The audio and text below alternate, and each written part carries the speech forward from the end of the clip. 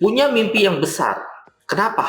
Karena kalau misalnya Anda nggak punya mimpi yang besar, maka langkah Anda cuma begitu-begitu aja. Tapi kok kayaknya semua motivator bilang punya mimpi yang besar. Ya emang bener sih. Karena ngurusin satu cabang sama ngurusin 10 cabang itu pusingnya sama. Ngurusin 10 cabang sama ngurusin 30 cabang itu pusingnya sama. Kenapa? Karena kita sudah tahu masalahnya itu ada di mana. Dan ketika Anda sudah tahu masalahnya ada di mana, ya tinggal dikasih solusi yang sama. Jadi semakin banyak cabang Anda, ya itu pusingnya juga sama. Punya mimpi yang besar. Ini saya artikan ketika pada waktu tahun 2015 awal-awal kita bikin dokter mobil, itu saya udah bilang ke beberapa orang, suatu saat kita akan bikin dokter mobil ini menjadi 100 cabang. Tapi sekarang hanya berapa cabang? Ya baru 28. Ya udah, kita bisa dibilangkan bis itu bukan untuk tanding siapa yang lebih duluan, siapa yang lebih cepat, tapi siapa yang tahan lebih lama di masa depan. Kenapa? Nggak banyak bisnis yang 10 tahun lagi masih ada, 20 tahun lagi masih ada. Itu nggak banyak. Ketika Anda punya mimpi yang besar, ini adalah salah satu tujuan Anda untuk membuat suatu ekosistem. Bisnis utama Anda, oke, sudah berjalan. Selanjutnya apa? Anda bisa bikin bisnis pendamping dan Anda tinggal bikin bisnis pelengkap. Di mana lama-kelamaan Anda akan menguasai ekosistem yang ada di bisnis Anda. Sehingga kompetitor-kompetitor yang baru mau masuk itu nggak gampang untuk mengalahkan Anda. Berikutnya adalah kalau Anda sukses, kalau bisnis Anda besar, Anda punya income puluhan miliar, bahkan ratusan miliar per bulan, Anda mesti punya niat yang mulia.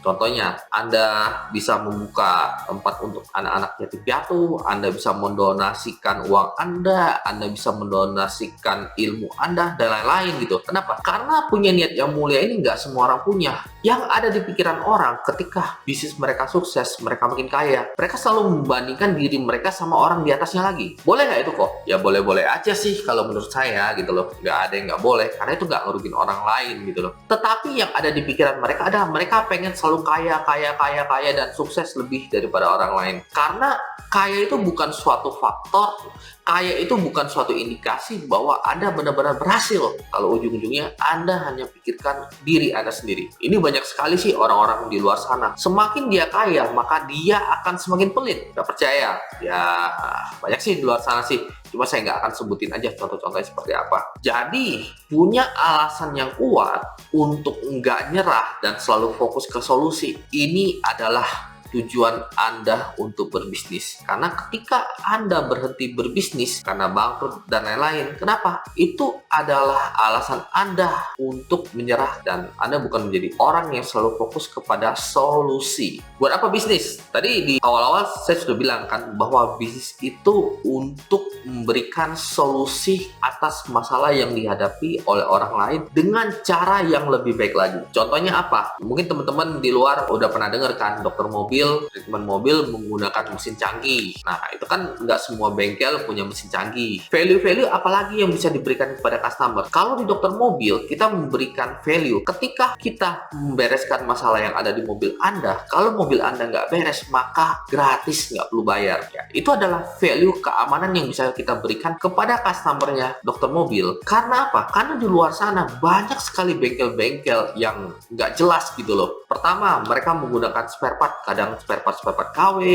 Yang kedua, pengerjaannya juga asal-asalan. Yang ketiga, mereka nggak berani memberikan garansi setelah pengerjaan. Akibatnya apa? Kembali lagi yang dirugikan adalah customer. Value dari dokter mobil adalah gimana caranya membuat Anda bisa berkendara dengan nyaman dan tenang, dan itu yang akan kita wujudkan di semua cabang dokter mobil. Jadi, ketika Anda punya bisnis, Anda mesti punya value, Anda mesti punya tujuan, dan Anda mesti punya bahan bakar yang nggak ada habis-habisnya. Nah, ini yang bisa bikin bisnis Anda besar. Karena kebanyakan di luar sana, 90% bisnis gagal di tahun pertama. Kok di tahun pertama sih kok? Iya, karena mereka buka bisnis terkadang mereka asal-asalan. Contoh kayak teman saya, dia bisnisnya bisnis snack. Kenapa dia bisnis snack? Karena dia melihat temen dia ada yang bisnis snack, omsetnya ratusan juta. Jadi dia berpikir, dengan dia berbisnis snack, maka dia punya tingkat kesuksesan untuk berhasil di bisnis itu cukup tinggi. Tapi apa yang terjadi? Ketika dia mulai bisnis snack, naik di tahun pertama itu penjualannya bisa dibilang minim sekali. Kenapa? Enggak semua orang cocok dengan bisnis itu. Kalau saya bilang itu enggak semua orang itu punya hoki yang sama di bidang itu. Kayak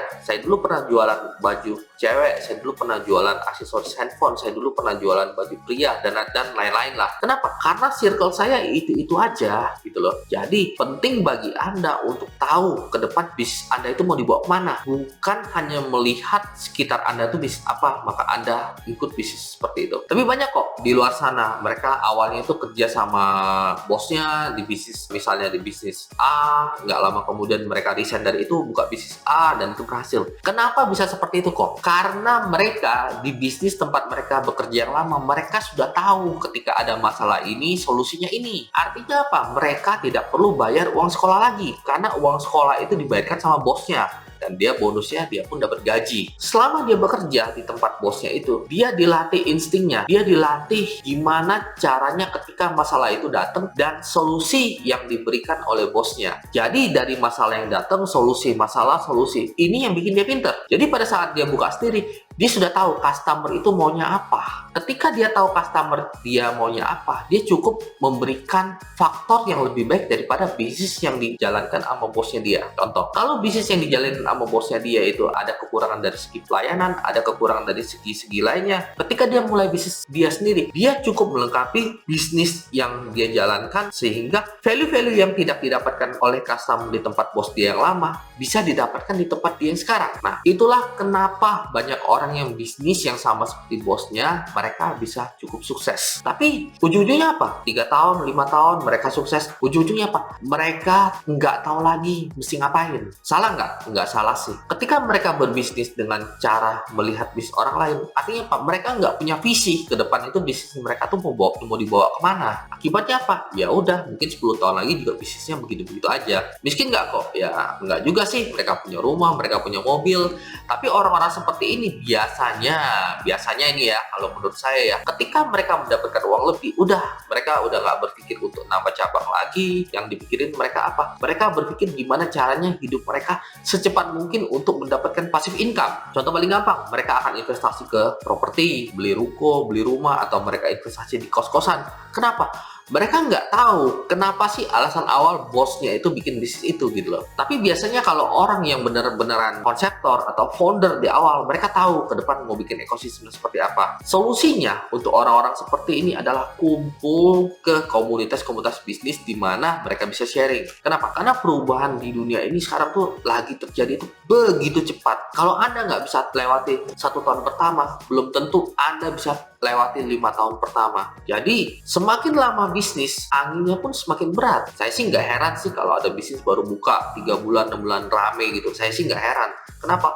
Bisnis kuliner itu paling banyak seperti itu. Tapi setelah 5 tahun lagi belum tentu mereka eksis. Jangankan 5 tahun. Kalau bisnis kuliner bisa bertahan 3 tahun saja, maka itu suatu indikasi bahwa bisnis mereka diterima oleh masyarakat. Wilayah Kelapa Gading ini contohnya ya, bisnis kuliner yang lebih daripada 1 tahun itu nggak banyak gitu loh. Berapa banyak sih bisnis yang buka kemudian tutup di kuliner itu banyak banget. Makanya saya suka bilang sama orang-orang di dekat saya, oke, tahun 2020, tahun 2019 mungkin ya itu lagi tren. Wah, di mana-mana restoran Jepang, ramen. Kemudian 1 tahun berikutnya boom banget ayam geprek. Kemudian 1 tahun berikutnya boom banget Korea food gitu loh. Dan sekarang bisa dibilang tahun 2023 lagi cukup ramai adalah masakan Chinese food yang berasal dari China gitu loh. Jadi untuk bisnis kuliner itu ya nggak mudah untuk survive gitu loh. Jadi kalau Anda punya bisnis, pastikan bisnis Anda itu 10 tahun lagi masih eksis, 20 tahun lagi masih eksis. Ya